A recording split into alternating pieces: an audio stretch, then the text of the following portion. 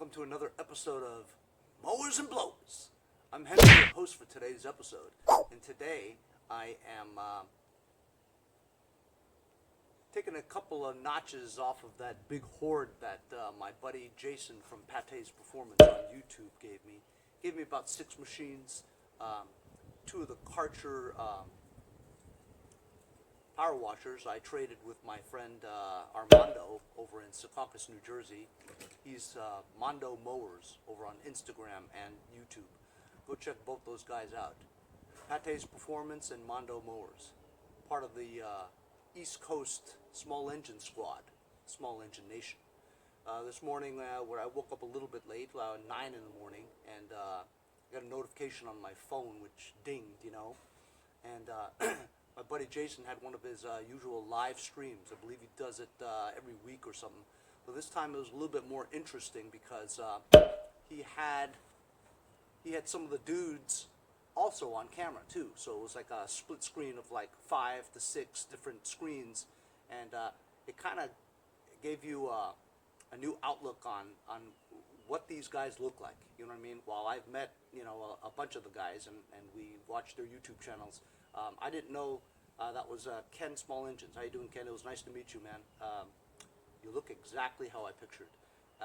Scott Keller, though, my buddy Scott Keller over in Elmira, New York, I didn't really recognize you because you got like this dirt around your mouth over here.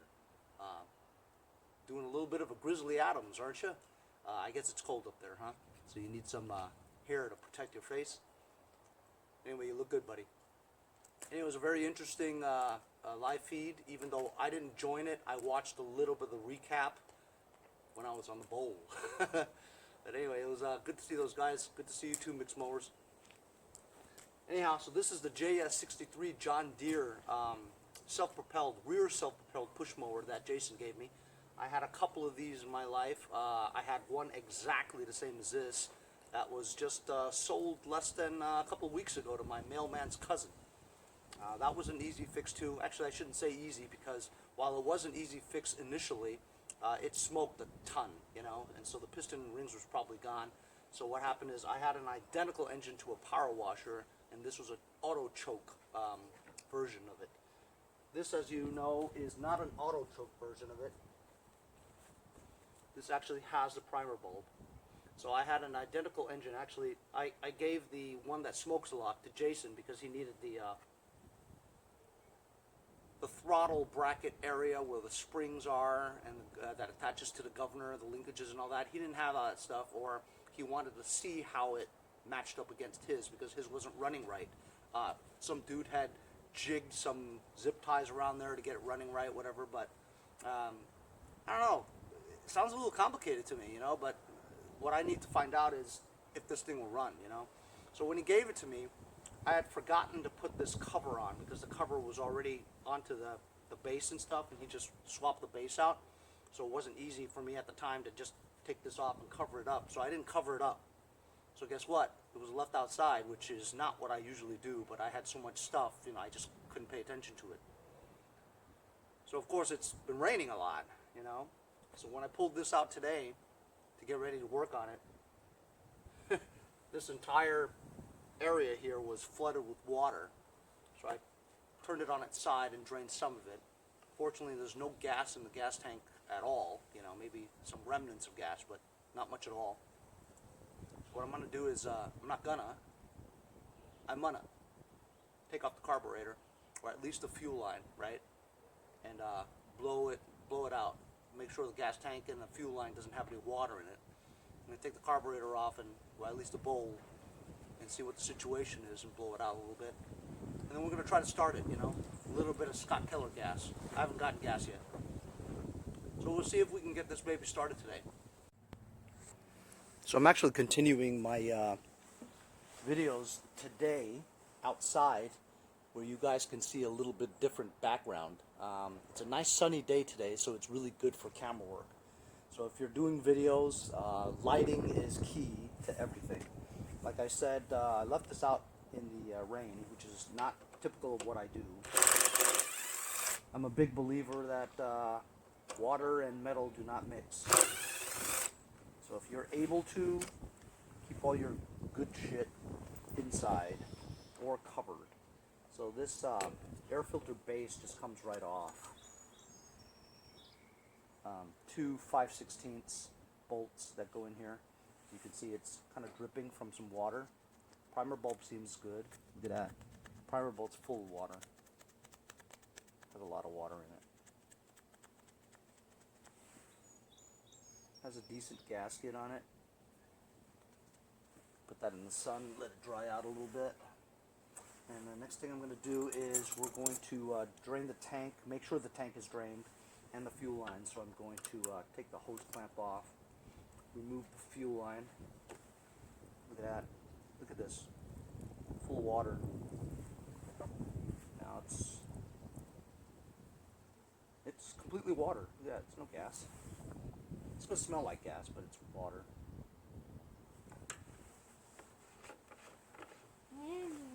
Put your mouth, blowing a hole.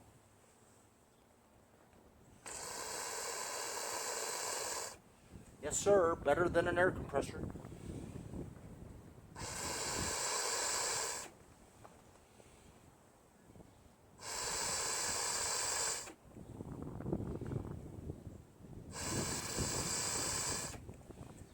I'm going to do this a few times until I pass out.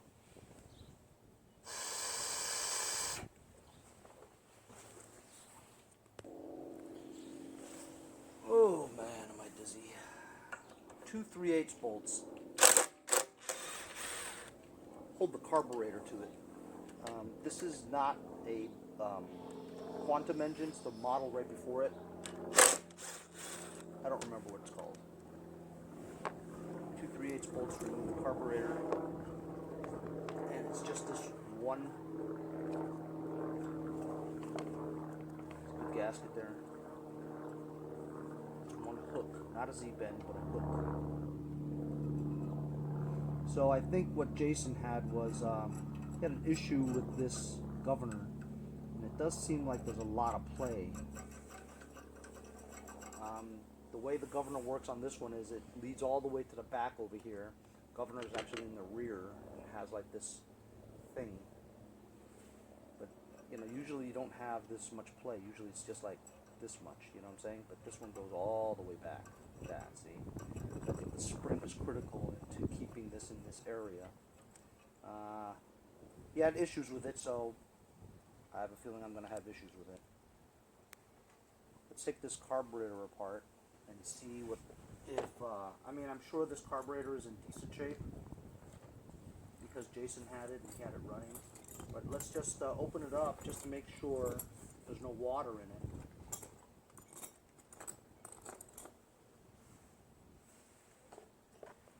The Briggs carburetor, it's inset, so you need one of these wrenches that are curved. There you go. I don't like the way it looks already because there's water dripping out of it, you know, but maybe it's clean. You can tell from the bubbling, there's some gas in it, but it's mostly water. Here's the fuel nut. It is clear. Here we go.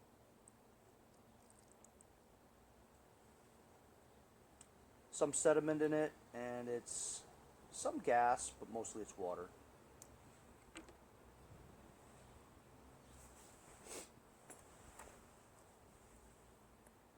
Henry, that rag is dirty.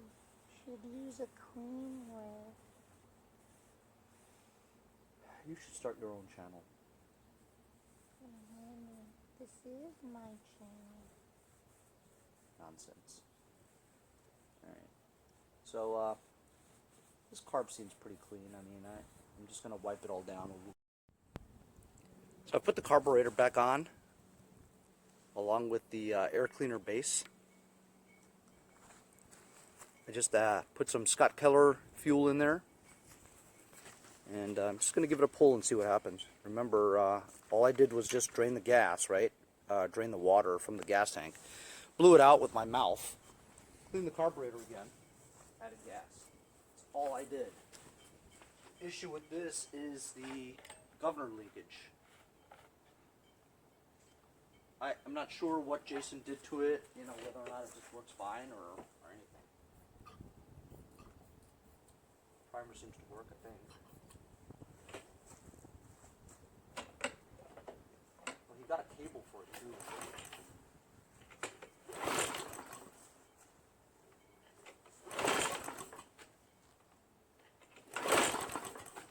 Seems like water in it still.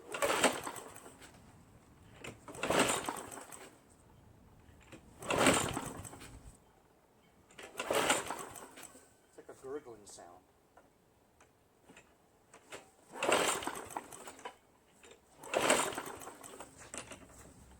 Not any signs.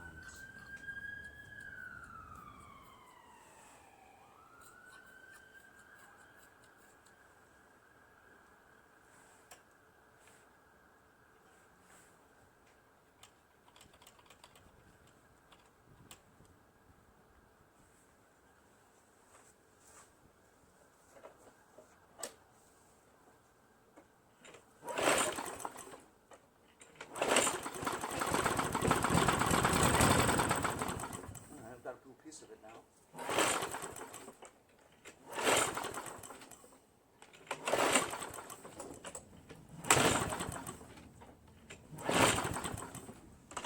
So it ran, right? But it ran, the RPMs are super high, and then it didn't want to shut off.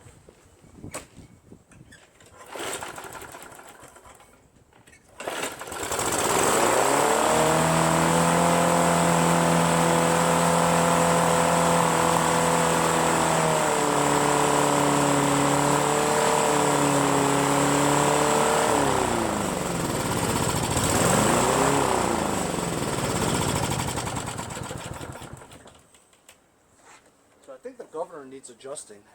I gotta remove the entire top cover gas tank just to access the governor.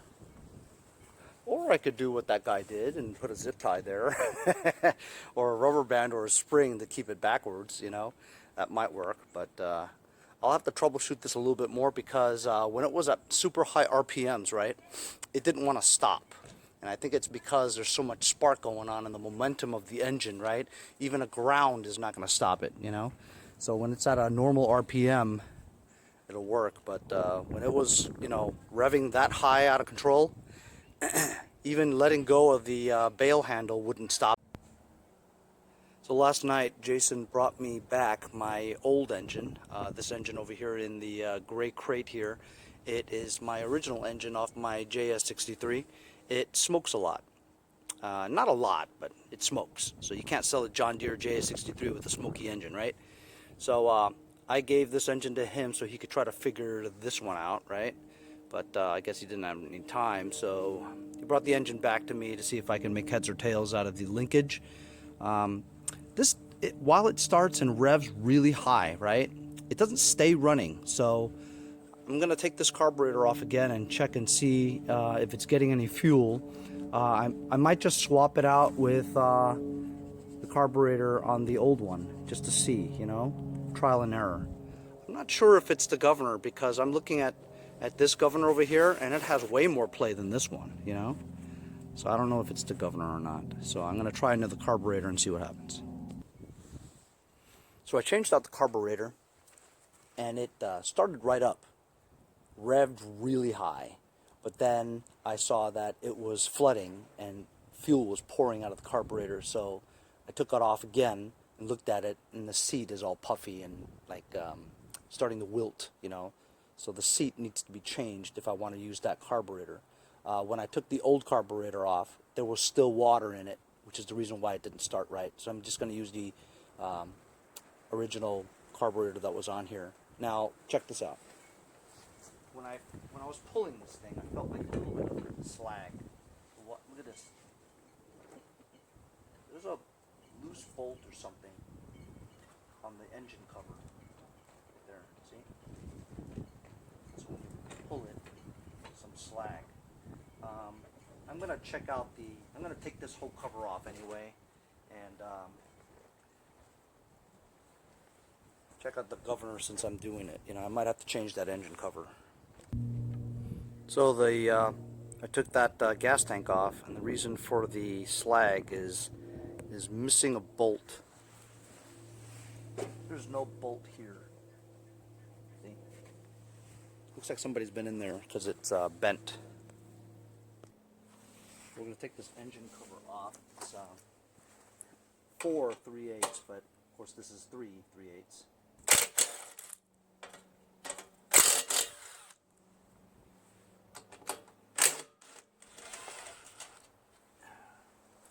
Then there's a 5/16 that is over here, held on to the muffler.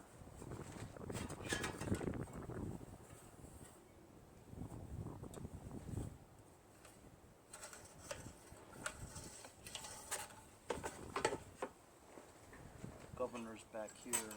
It can be adjusted. Is what I might try doing. So here's the governor right over here. I know you can't see it too well, but basically if you loosen this 3/8 nut right over here, right, and then use vice grips and turn this just about an eighth of a turn clockwise, right, it decreases the play that I had before.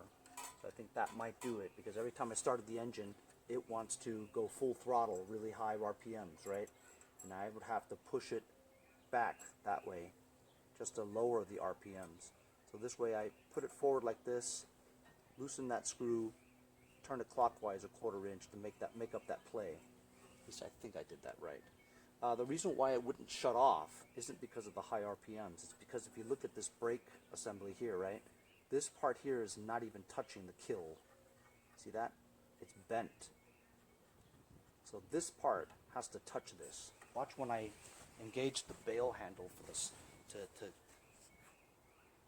See, it's not even touching, which is the reason why it won't shut off the engine. See? So that thing is bent. So I just gotta unbend it, make it touch when it needs to. You know, this lawnmower has a multitude of problems. Look what else I discovered. It's on gas leaking. There's a crack right here. There's a crack right there. It's dripping gas right now. Wasting my good gas. Sorry, you didn't see that crack at all. Here.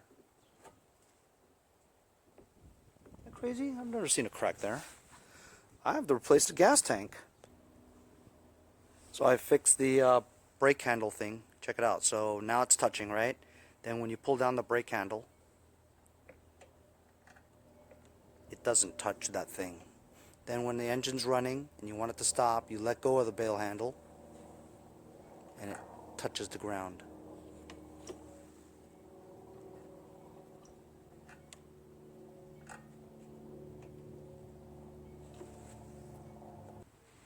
Of course, I couldn't leave well enough alone, right? I had to go be a dick. And I was bending this just to get it perfect, right? And I broke it. Can you believe that?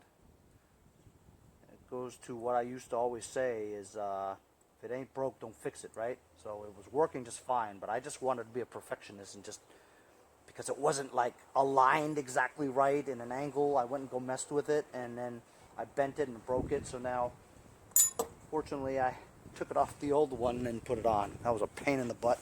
Another waste of a half an hour. But there you go. This assembly works better, and I'm not going to mess with it. I have to go find another gas tank. So after I changed the gas tank, changed the bracket to fix the kill switch that I broke. Cleaned probably 2 carburetors. Yeah, I'm pretty sick of it. Messed with the governor adjustment. Messed with the throttle linkage. Stripped the bolt. Found another bolt. Just about had it. But I think I got it. Here we go.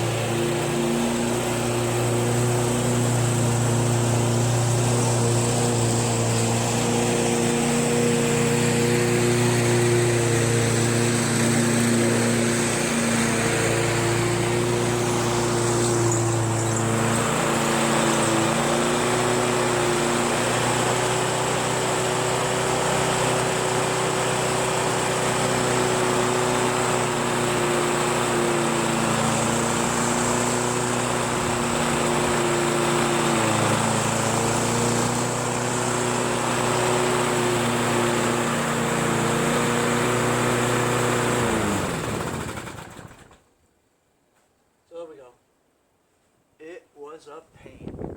It was no fun at all. Not at all. Did a ton of stuff to this thing, but it finally runs. RPM is still a little high, but it's good enough, you know. I'll probably sell this for like 125, 135, 150, something like that when spring rolls around. But still pretty good mower, you know. Rear self-propulsion works great. Thanks a lot for joining me on today's project, getting this JS63 running, staying running. Self-propulsion works. Did a lot of stuff to it. Kind of sucked. I'll see you fellas next time on Mowers and Blowers.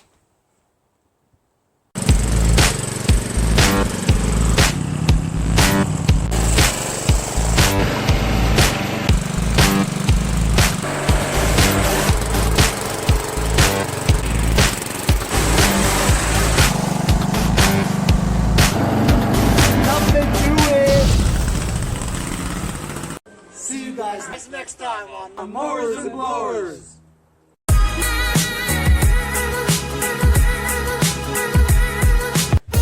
Hey guys, support my channel, buy a sticker. Also follow me on Instagram @MowersBlowers. Check out my website, mowersblowers.com. See you guys on my next. See you guys next time on Mowers and Blowers.